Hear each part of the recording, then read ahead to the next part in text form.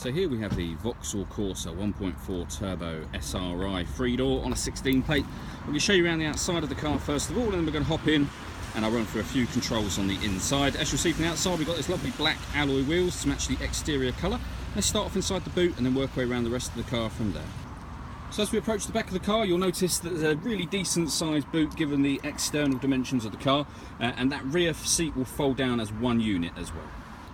Okay, so we're just going to work our way back round to the front of the car now, and then I'll hop in and run through some controls. But now that we've done a full circle of the car, you can see that it's in fantastic condition the whole way round, and the exterior colour and the black wheels really look very, very good.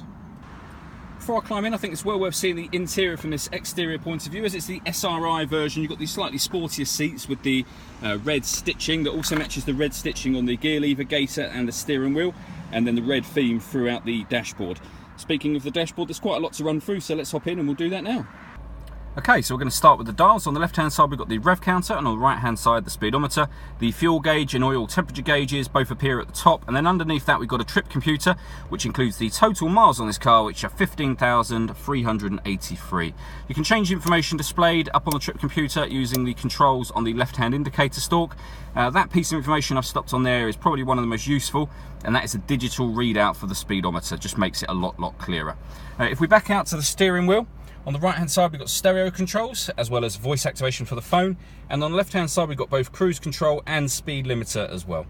The main stereo unit over in the centre here is where you set your phone up, amongst other things. This is all touchscreen.